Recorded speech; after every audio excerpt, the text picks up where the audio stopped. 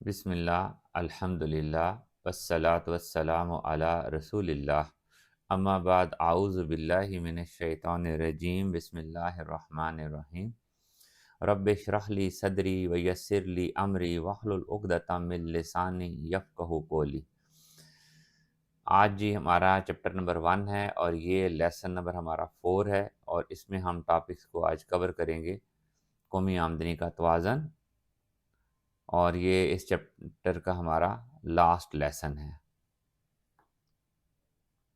तो सबसे पहले देखते हैं जी कि कौमी आमदनी के तवाज़ुन से मुराद क्या है।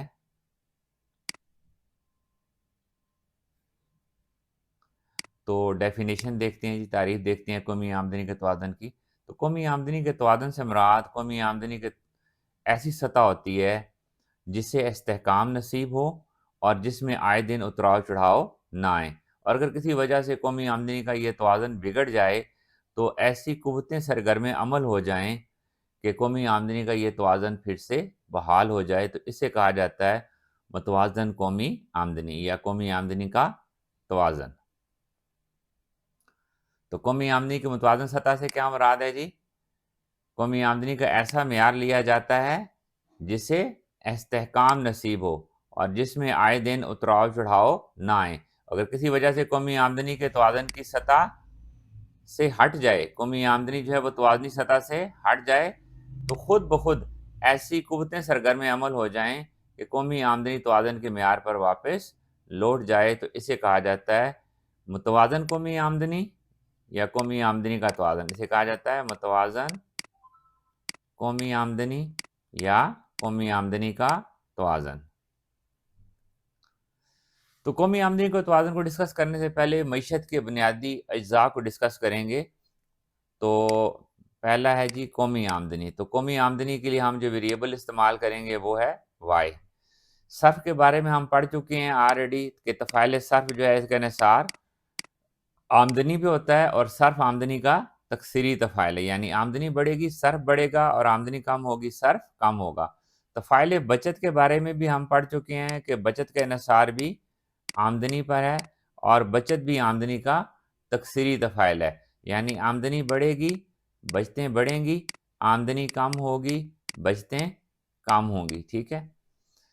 और तफ़ाइल सरमायाकारी, तफ़ाइल सरमायाकारी भी हमने पढ़ा था। यहाँ पे हम जो सरमायाकारी लेंगे वो सिर्फ़ खुद इख्तियार सरमायाकारी लेंगे। I is equal to I not. हम क्या लेंगे जी? सिर्फ़ लेंगे खुद इख्तियार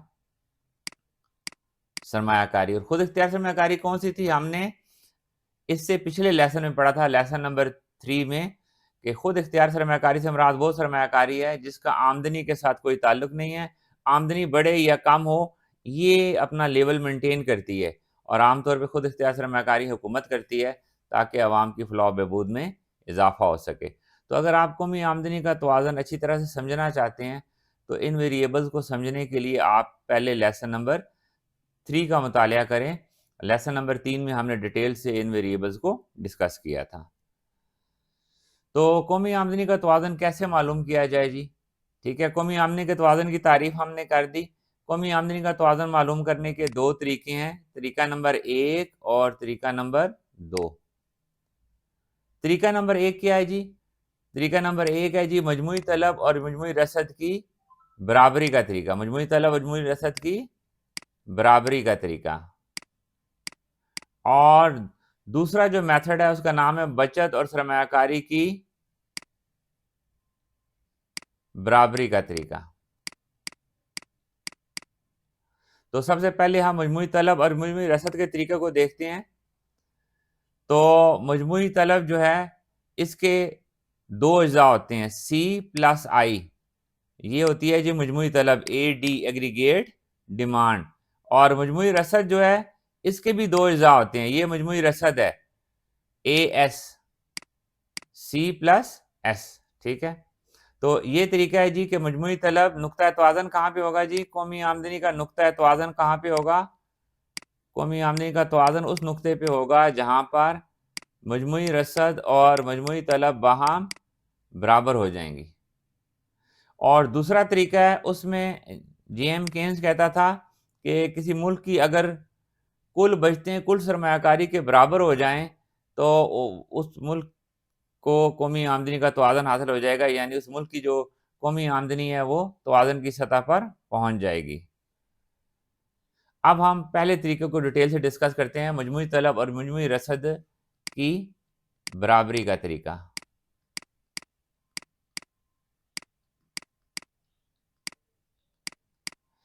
तो मजमूई रसद के दो अज्जा हैं, सी का मतलब क्या है?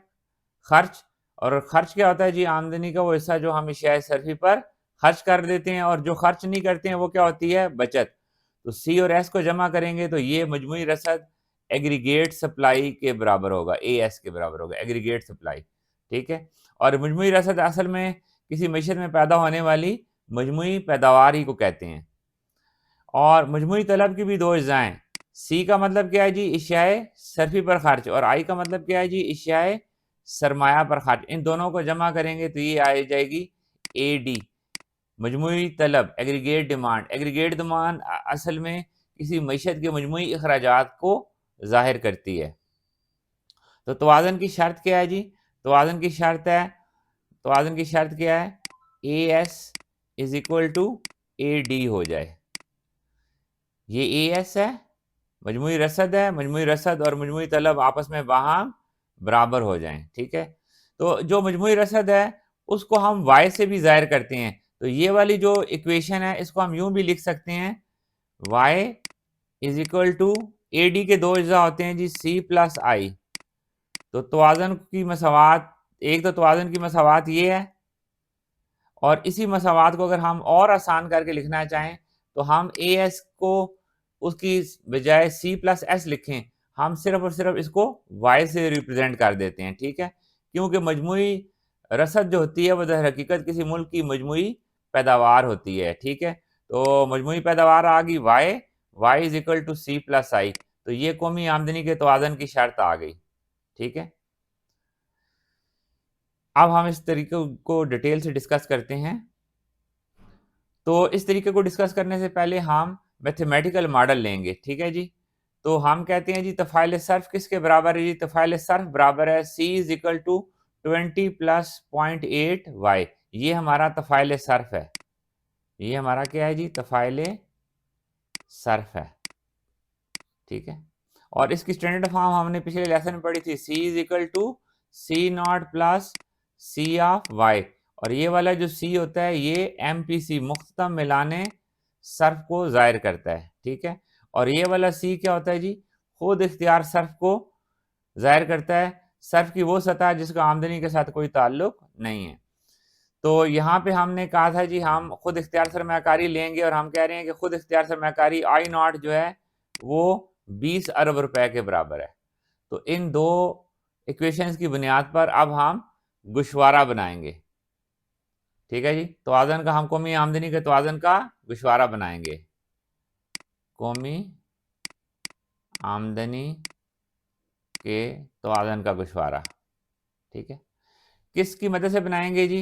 नंबर एक, C is equal to 20 plus 0.8 Y और I not is equal to 20 की मदद से। तो सबसे पहला कॉलम ये बनेगा जी कौमी आमदनी का। ये हम अपने पास से फर्ज करेंगे, हम अपने पास से फर्ज करेंगे इस गुशवारे को बनाने के लिए कि पहले आमदनी, कौमी आमदनी 0 थी, फिर बढ़कर 100 अरब हो गई, फिर बढ़कर 200 अरब हो गई, और फिर बढ़कर 300 अरब हो गई। ठीक है। तो जब आमदनी 0 थी तो सर्फ कितना होगा? ये कॉलम नंबर 2 बनेगा। तो सर्फ के लिए हम इस वाली इक्वेशन को इस्तेमाल करेंगे, C is equal to 20 plus 0.8 Y को हम इसको इस्तेमाल करेंगे जी। सी ये कॉलम नंबर 1 है और ये कॉलम नंबर 2 है, और इसके लिए हम क्या इस्तेमाल करेंगे? ये वाला फंक्शन इस्तेमाल करेंगे, C is equal to 20 plus 0.8 Y.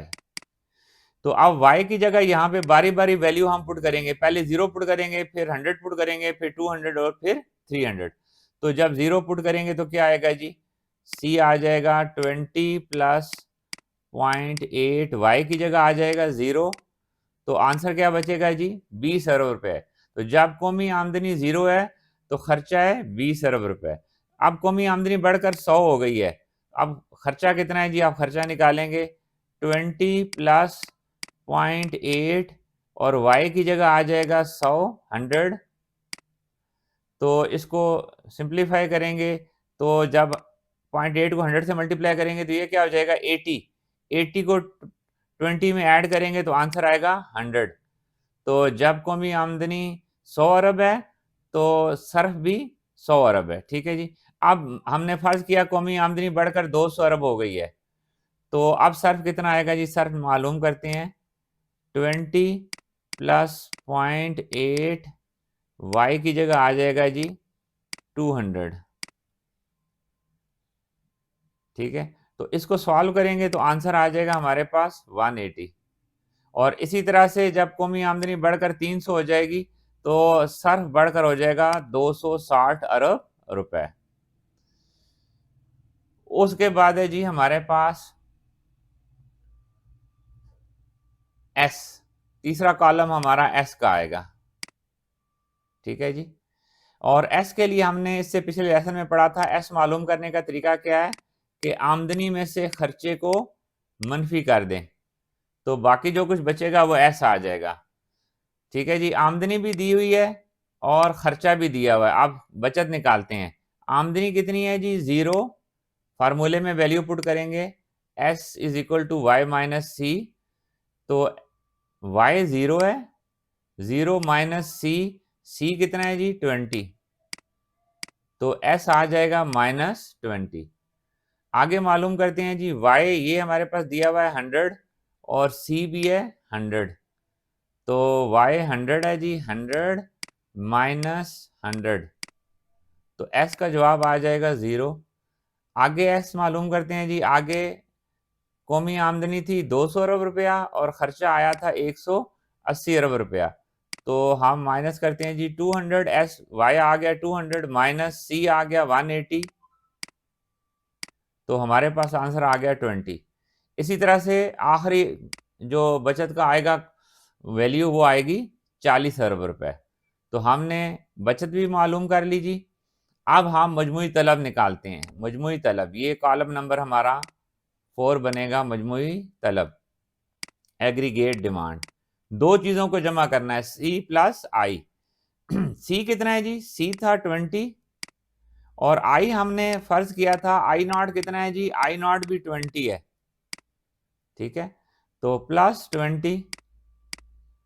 तो जब कौमी आमदनी 0 है तो मजमूई तलब 40 अरब रुपए है। ठीक है, अब आते हैं जी जब कौमी आमदनी बढ़कर 100 अरब रुपए हो गई है तो फिर क्या होगा जी, मजमूई तलब सी आ जाएगा। सी कितना है जी आमदनी पे 100 प्लस आई कितना है, आई 20 है, तो जवाब आ गया 120। इसी तरह से जब कौमी आमदनी बढ़कर 200 रुपए हो गई है तो उस पे हमारे पास सर्फ था 180, तो अब हम मालूम करते हैं जी सी प्लस आई। सी की जगह आएगा 180 और आई की जगह आएगा 20, तो ये आ गई जी हमारे पास मजमूई तलब 200 अरब रुपए। इसी तरह से 300 आमदनी पे मजमूई तलब बढ़कर हो जाएगी 280 अरब रुपए। अब हम आखिरी कॉलम एस्टिमेट करते हैं मजमूई रसद का, एग्रीगेट सप्लाई। तो एग्रीगेट सप्लाई जो है सी प्लस एस। ठीक है जी, तो इस पे सी कितना था, आमदनी जब 0 थी तो सी था 20, सी था 20 प्लस एस, एस कितना आया जी, एस आया -20, एस आया -20। तो इसको सॉल्व करेंगे तो 20 माइनस 20 तो ये हो जाएगा 0। तो जब कौमी आमदनी 0 तो मजमूई रसद भी 0। जब कौमी आमदनी बढ़कर 100 हो गई तो आप मजमूई रसद निकालेंगे।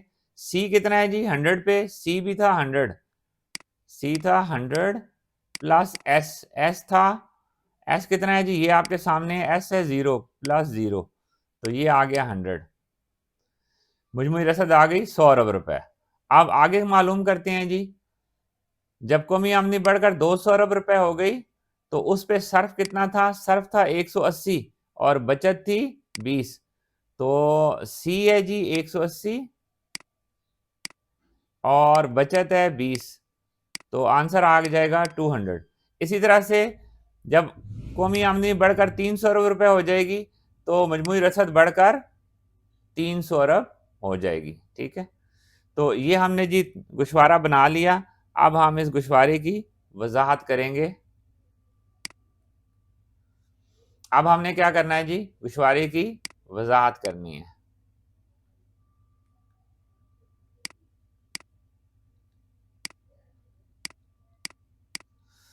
तो गोशवारे की वजाहत आप कैसे स्टार्ट करेंगे जी, आप यहां से स्टार्ट करेंगे, कॉलम नंबर 1 को डिस्कस करेंगे और कॉलम नंबर 4 को डिस्कस करेंगे और 5 को डिस्कस करेंगे। ठीक है जी, तो हम कहेंगे कि जब कौमी आमदनी सिफर थी तो उस वक्त मजमूई तलब 40 अरब रुपए और मजमूई रसद सिफर है। इसका मतलब ये हुआ कि जब कौमी आमदनी सिफर है तो मजमूई तलब मजमूई रसद से ज्यादा है। जब कौमी आमदनी सिफर है तो मजमूई तलब मजमूई रसद से ज्यादा है। अच्छा, मजमूई तलब ज्यादा होने का मतलब क्या है, इसका मतलब यह है कि लोगों की इनफरादी तलब भी ज्यादा है, लोग ज्यादा पैसा खर्च कर रहे हैं। जब लोगों की तलब ज्यादा है तो नतीजे के तौर पे क्या होगा, कीमतें बढ़ जाएंगी। ठीक है, जब कीमतें बढ़ेंगी तो इसकी वजह से आजरीन के मुनाफे बढ़ जाएंगे, और जब आजरीन के मुनाफे बढ़ेंगे तो वो क्या करेंगे, वो अपनी पैदावारों में इजाफा करेंगे। ठीक है, और जब पैदावारों में इजाफा होगा तो नतीजे के तौर पे वो और लोगों को जॉब्स देंगे, अमलीन पैदाइश के रोजगार में इजाफा होगा, उनकी आमदनियों में इजाफा होगा। अगर उनकी आमदनियों में इजाफा होगा तो नतीजे के तौर पे कौमी आमदनी भी बढ़ जाएगी और कौमी आमदनी सिफर से बढ़कर 100 अरब हो जाएगी। अब जब कौमी आमदनी बढ़कर 100 अरब हो गई है तो 100 अरब पे जो मजमूई तलब है वो 120 अरब है और जो मजमूई रसद है वो 100 अरब है, यानी अभी भी मजमूई तलब मजमूई रसद से ज्यादा है। तो मजमूई तलब मजमूई रसद से ज्यादा है तो नतीजे के तौर पे क्या होगा, लोगों की तलब बढ़ेगी, इनफरादी तलब बढ़ेगी, इनफरादी तलब बढ़ेगी तो इशिया की कीमतें बढ़ेंगी, इशिया की कीमतें बढ़ेंगी तो आजरीन के मुनाफे बढ़ेंगे, आजरीन के मुनाफे बढ़ेंगे तो आजरीन अपनी पैदावारों को बढ़ाएंगे, रसद में इजाफा करेंगे, और रसद में इजाफा करने के लिए वो मजीद अमलीन पैदाइश को जॉब्स देंगे। नतीजे के तौर पे लोगों की आमदनियां बढ़ेंगी और कौमी आमदनी भी बढ़ जाएगी और कौमी आमदनी बढ़कर 200 अरब रुपए हो जाएगी। और 200 अरब रुपए कौमी आमदनी पे मजमूई तलब भी 200 है और मजमूई रसद भी 200 है, यानी मजमूई तलब और मजमूई रसद बाहम बराबर हो गई हैं, मजमूई तलब और मजमूई रसद बाहम बराबर हो गई हैं। इसका मतलब है ये वाली जो कौमी आमदनी है ये मुतवाजन कौमी आमदनी है, ये वाई बार है। हमने फर्स्ट ईयर में पढ़ा था तवाज़ुन को ज़ाहिर करने के लिए हम उस वेरिएबल के ऊपर बार डाल देते हैं, तो वाई बार का मतलब है ये मुतवाजन कौमी आमदनी है। मुतवाजन कौमी आमदनी कितनी आई है, 200 अरब रुपया। क्यों, क्योंकि इस पर ए डी और ए एस बाहम बराबर हो गए हैं। ठीक है जी, मजमूई तलब और मजमूई रसद बाहम बराबर हो गए हैं।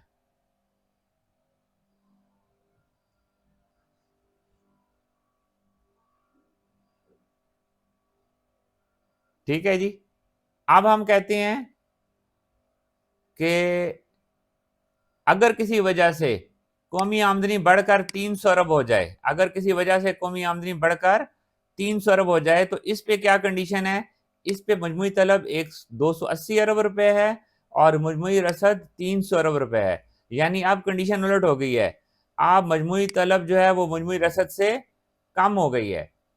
मजमूई तलब कम होने का मतलब है कि लोगों ने खर्चे कम कर दिए हैं, लोगों ने क्या कर दिए हैं, अपने खर्चे कम कर दिए हैं। अगर लोगों ने खर्चे कम कर दिए हैं इसका मतलब है लोगों की तलब कम हो गई है।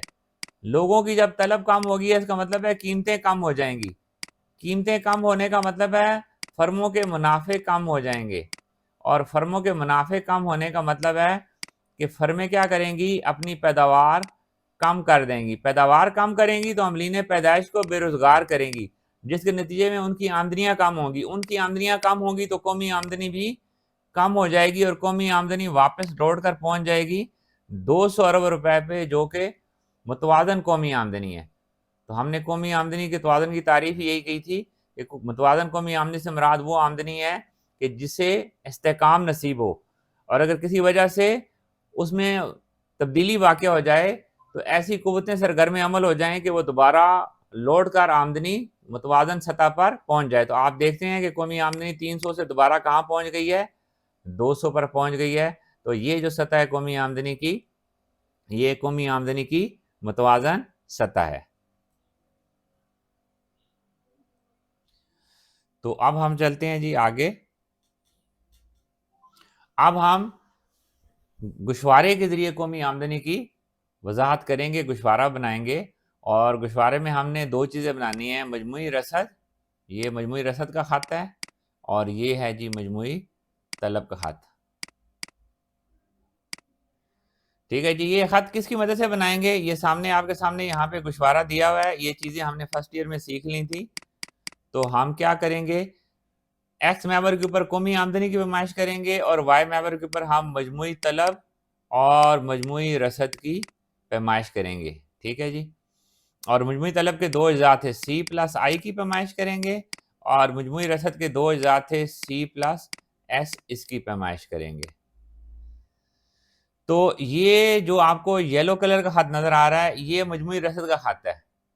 ठीक है, किसकी मदद से बनाएंगे, ये गुशवारे की मदद से। ये मजमुई रसद का खत हमें दिया हुआ है। ठीक है, और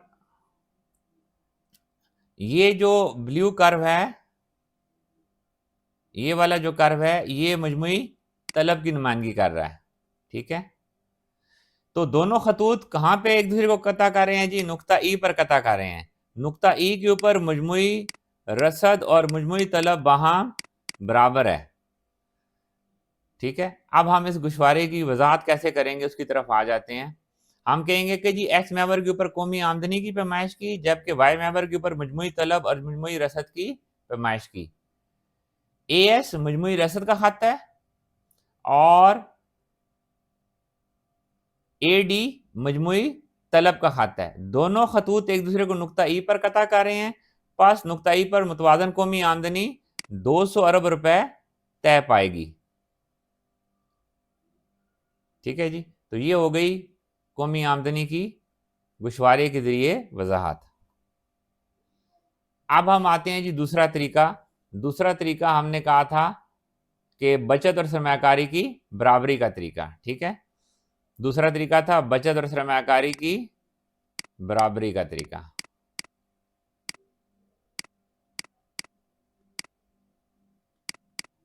इसमें हमने कहा था कि कौमी आमदनी के तवाज़ुन की मसावात क्या है, कौमी आमदनी के तवाज़ुन की शर्त क्या है या मसावात क्या है, वो है S इज इक्वल टू आई।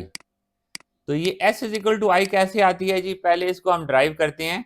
इससे पिछला तरीका हमने पढ़ा था मजमुई तलब और मजमुई रसद की बराबरी का तरीका। तो मजमुई तलब के दो अज्जा थे सी प्लस आई और मजमुई रसद के दो अज्जा थे सी प्लस एस। तो दोनों साइडों पे सी मौजूद है तो सी कैंसिल हो जाएगा। सी कैंसिल हो जाएगा तो फिर तवाज़ुन की शर्त क्या आएगी, बचते सरमायाकारी के बराबर हो। तो ये आ गई कौमी आमदनी के तवाज़ुन की शर्त, और इसी से हमने इसका नाम रख दिया बचत और सरमायाकारी की बराबरी का तरीका। अब हम इसको डिस्कस करते हैं। इसके लिए भी सबसे पहले हम गुशवारा बनाएंगे। ठीक है, ये पहला कॉलम है, हम अपने पास से फर्ज करेंगे। ठीक है, क्या फर्ज करेंगे जी, कौमी आमदनी 0 थी, फिर बढ़कर 100 अरब हो गई, फिर 200 अरब हो गई, फिर बढ़कर 300 अरब हो गई। और बचत हमने, तफाइल बचत हमने पीछे बनाया था। ठीक है, तफाइल बचत आपने, ये हमने तफाइल बचत बनाया था। ये वाला जो तफाइल बचत है यही यहाँ से हमने उठा के कॉपी कर लिया इस स्लाइड के ऊपर। तो ये वही तफाइल बचत है जो ऑलरेडी हम पढ़ चुके हैं। ठीक है, कैसे आया था जी, S इज इक्वल टू था Y माइनस सी से हमने ये बना लिया था। ठीक है, और आई के बारे में हमने पढ़ा था, आई नॉट जो है वो है 20 अरब रुपए। आमदनी बढ़े या कम हो, सरमायाकारी का लेवल तब्दील नहीं होगा। तो अब इसकी हम वजाहत करते हैं जी, गुशवारे से वजाहत करते हैं। गुशवारे की हम क्या करते हैं जी, वजाहत करते हैं। तो हम कहेंगे जी, हम फर्ज करते हैं जब कौमी आमदनी 0 है तो उस वक़्त बचते -20 अरब रुपए हैं और सरमायाकारी जमा 20 अरब रुपए है। इसका मतलब है कि जब कौमी आमदनी सिफर है तो इस पॉइंट पे सरमायाकारी बचतों से ज्यादा है, आई ग्रेटर एस है। जब कौमी आमदनी सिफर है तो सरमायाकारी बचतों से ज्यादा है, ठीक है। जब सरमायाकारी बचतों से ज्यादा होती है तो क्या होता है जी, इसके नतीजे में लोगों की आमदनियां बढ़ती हैं, लोगों की आमदनियां बढ़ती हैं तो कौमी आमदनी बढ़ जाती है। तो कौमी आमदनी बढ़कर क्या हो जाएगी, 100 अरब हो जाएगी। जब कौमी आमदनी 100 अरब है तो इस पे बचते 20 अरब हैं, सॉरी बचते सिफर अरब हैं और सरमायाकारी 20 अरब रुपए है। तो इस लेवल पे भी क्या हो रहा है, इस लेवल पे भी सरमायाकारी ज्यादा है, आई ग्रेटर एस है।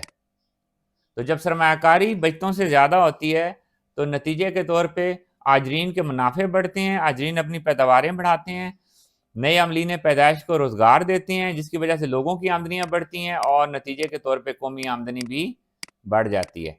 तो कौमी आमदनी 100 अरब से बढ़कर 200 अरब रुपए हो जाएगी।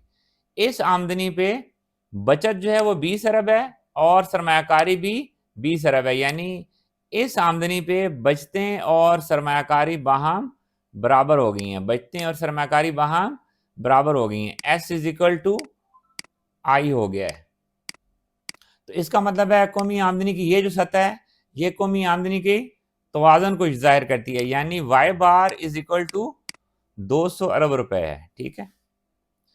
अब हम फर्ज करते हैं कि किसी वजह से कौमी आमदनी बढ़कर 200 अरब से 300 अरब हो गई है, तो इस पे बचते कितनी है जी, बचते हैं 40 अरब और सरमायाकारी है 20 अरब।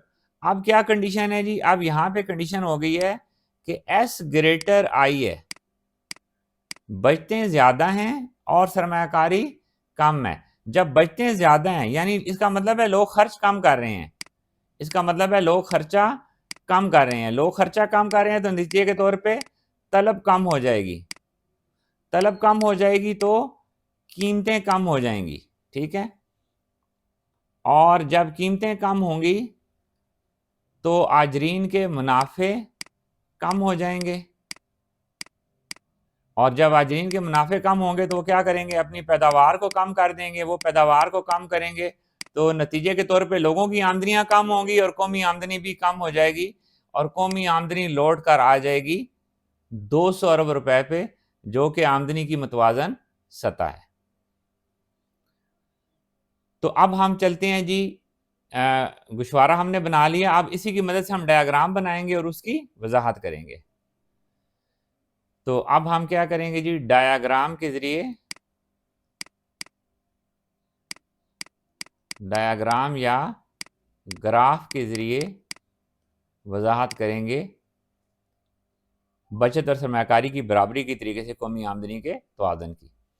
तो ये जो है जी हमारा एस एस तफ़ाइल बचत है, यहाँ से बनेगा। हम आमदनी के अगेंस्ट क्या करेंगे जी, बचत को ड्रा कर लेंगे तो हमारे पास तफ़ाइल बचत आ गया, एस एस का खाता आ गया। और वाई के अगेंस्ट हम आई को ड्रा कर लेंगे तो हमारे पास ये आई आई आ जाएगा, ये हमारा तफ़ाइल सरमायाकारी है, ठीक है। अब इसकी वजाहत करते हैं जी, ये हमारा एक्स मैवर है, एक्स एक्स डैश, और ये है जी वाई वाई डैश। तो हम कहेंगे जी एक्स मैवर पर कौमी आमदनी की पैमाइश की, जबकि वाई मैवर पर हमने बचत और सरमायाकारी की पैमाइश की। एस एस तफ़ाइल बचत का खाता है, एस एस तफ़ाइल बचत का खाता है और आई आई तफ़ाइल सरमायाकारी का खाता है।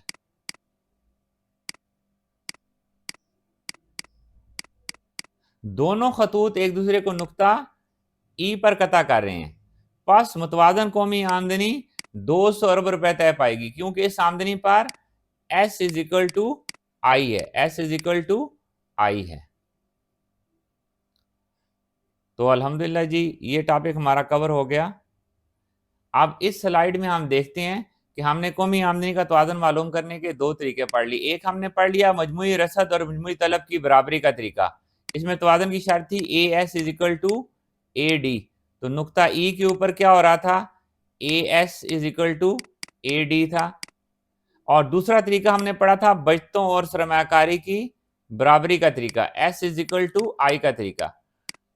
तो हम चाहे इस तरीके से कौमी आमदनी मालूम करें या इस तरीके से कौमी आमदनी मालूम करें, कौमी आमदनी का जवाब सेम आएगा, उसमें कोई फर्क नहीं पड़ेगा। तो तरीके दो हैं और आंसर सेम आएगा। अब आते हैं हम जी आखिरी टॉपिक की तरफ आज के लेसन के, कि कौमी आमदनी का मुतालिया क्यों ज़रूरी है।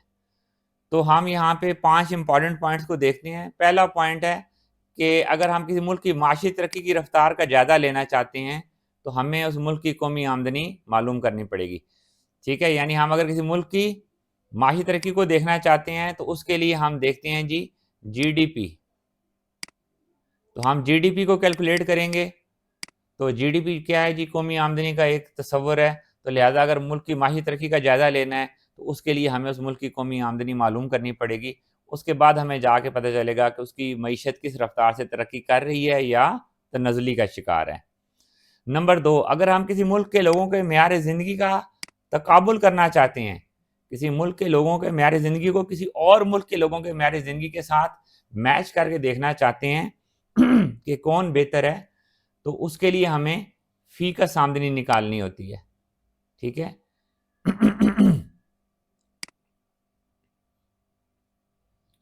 फ़ीकस आमदनी मालूम करनी होती है हमें। और आपको मैंने बताया था कि पाकिस्तान की फ़ीकस आमदनी कितनी थी, $1824 पर एनम। और अगर हम अमेरिकन की कौमी आमदनी अमेरिकन की फ़ीकस आमदनी देखें तो वो है जी $89,105 पर एनम। तो अब देखें यहाँ से फ़ीकस आमदनी से हमें पता चल गया कि पाकिस्तानियों के मेयार ज़िंदगी बहुत कम होगा, क्योंकि उनकी फ़ीकस आमदनी बहुत कम है और अमेरिकन की फ़ीकस आमदनी पाकिस्तानियों के मुकाबले में बहुत ज़्यादा है, लिहाजा उनके मेयार ज़िंदगी भी हमसे बहुत बेहतर होगा। नंबर 3 जी, अगर हुकूमत मौसर पॉलिसी बनाना चाहती है तो उसके लिए भी उसे कौमी आमदनी के दादोशुमार की ज़रूरत पड़ेगी। हुकूमत किसके बारे में पॉलिसी बनाना चाहती है जी, हुकूमत मईशत को अफरात ज़र से बचाना चाहती है, बेरोज़गारी से बचाना चाहती है, दीगर माशी मसाइल का हल करना चाहती है। तो इन तमाम माशी मसाइल को वो उस वक़्त तक हल नहीं कर सकती जब तक उसके पास कौमी आमदनी के दादोशुमार ना हो। इन अदाद-ओ-शुमार की बुनियाद पर वो प्लानिंग करती है और इन मसाइल को हल करने की कोशिश करती है। अब आ जाते हैं जी हम नंबर 4 पे, शोबाजात की अहमियत का अंदाज़ा लगाना। किसी भी मईशत के 3 बड़े शोबे होते हैं, ज़राअत का शोबा, सनत का शोबा और खिदमात का शोबा। तो अगर हम ये अंदाज़ा लगाना चाहते हैं कि किसी मुल्क की मईशत में ज़राअत ज़्यादा अहम रोल प्ले कर रही है या सनत अहम रोल प्ले कर रही है या खिदमात अहम रोल प्ले कर रहे हैं, तो हम क्या करते हैं, उसके लिए हम कौमी आमदनी कैलकुलेट करते हैं। हम जीडीपी को देखते हैं,